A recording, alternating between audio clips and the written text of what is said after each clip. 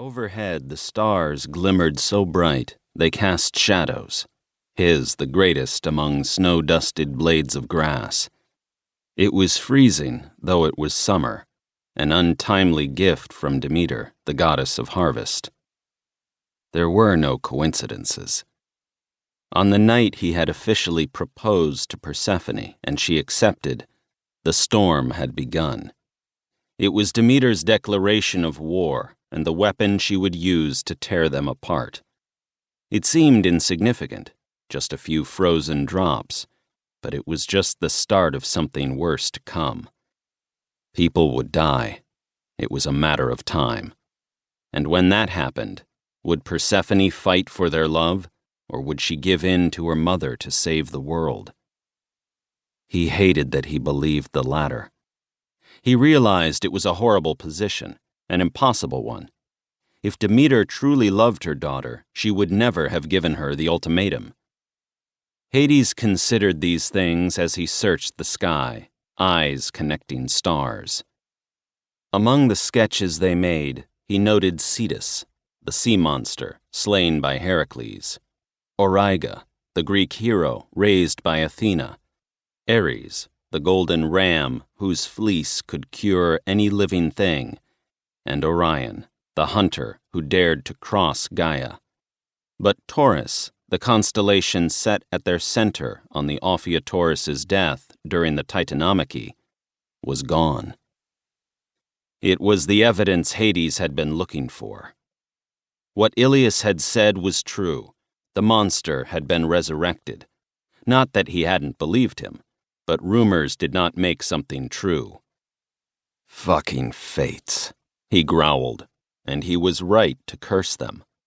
Lachesis, Clotho, and Atropos had orchestrated this resurrection, though he knew it had only come about because he had killed Briareus, one of the Hecatoncheires, the 100-handed giants who had aided the Olympians during the Titanomachy. Hera, the goddess of marriage, had seen an opportunity for revenge against the giant who had helped Zeus escape his bindings when she, Apollo, and Athena attempted to overthrow him.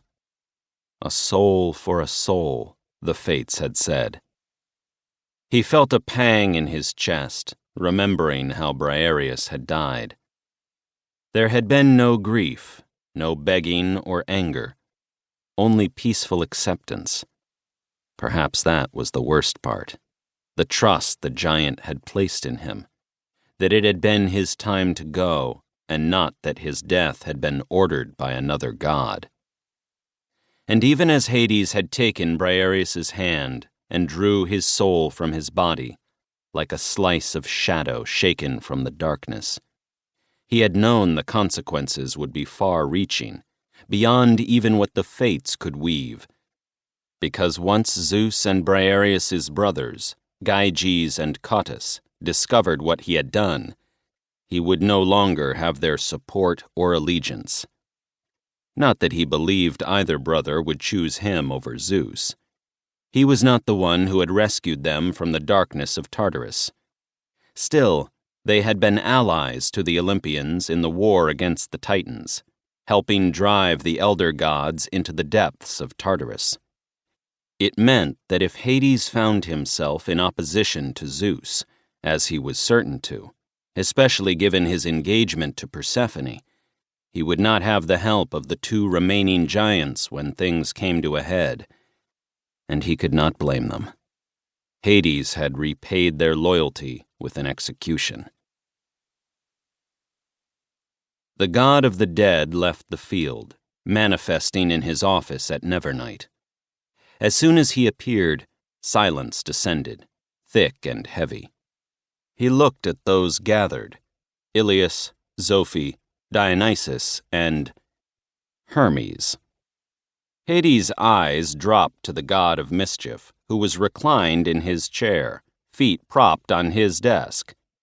Their eyes met, and a sheepish smile broke out across his golden face. Hades scowled, showing his teeth, and sent the god scrambling to his feet. "I was just keeping it warm," Hermes defended. Hades glared and took his seat.